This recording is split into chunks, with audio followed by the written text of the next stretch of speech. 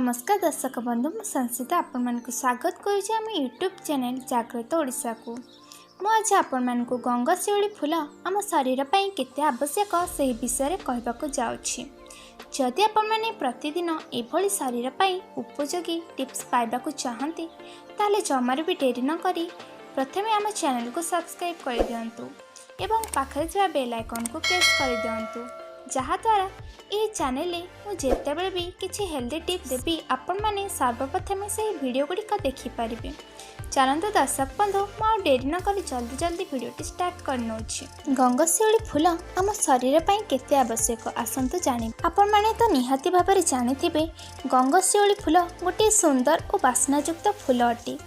यहाँ मर्त्य लोकर पारिजात फूल सहित तुलना कराए। गंगाशिउली गछ लगा जाए तार चतुर्पार्श्व वातावरण मनमोहक बास्नार भरी जाए।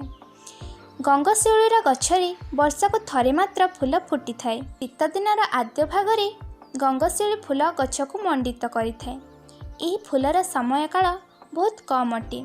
रात्रि फुटी सकाळु ଏହା झड़ी पड़े सुखीजा परे मध्य यह फूलर बास्ना सेहीपरि रही थाए। गंगाशिउली फूल पूजापाठ औषधीय तेल और आयुर्वेद औषध बनाइबारे व्यवहार होता है। गंगाशिउली पत्ररू तैयारी होइतबा हर्बाल चा शरीर पर लाभकारी अटे कारण यह एंटीऑक्सीडेंट रे भरपूर अटे।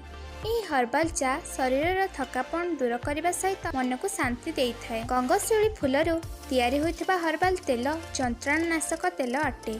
खासकर यह शरीर गंठी में होइतबा जंत्रणा पई अत्यंत प्रभावशाली होइथाए। केउ लोक माने आंठू अंटा कांध कोहुणी और गोइठी असहनीय जंत्रणा सहन करती सेही समय रे गंगाशिउलीर हर्बाल तेल मालिश करे जंत्रणारू आराम मिले एवं डेंगू ज्वर हेउथबा लोकमानकर अधिक पीड़ादायक जंत्रणा होइथाए।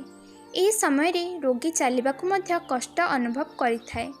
यह सब जंत्रणारू उपशम देबा पई गंगाशिउली तेल मालिश करबा लाभकारी अटे। गंगाशिउली फूलरे तैयारी होइतिबा तेलरे एंटी एलर्जी मध्य रहिथाए। एही फूलटी सौंदर्यदायक होइतिबा सहित यार बहुत उपकार रही। ये फूलर तेल लगाइबा द्वारा चर्म रे कौनसी प्रकार एलर्जी हुए नहीं। तो दर्शक बंधु आपण मानकर ये समस्या गुड़िक जदि अच्छी ताहले निश्चिंत भाव में थरुटिए गंगाशिउली फूलर तेल को लगातु।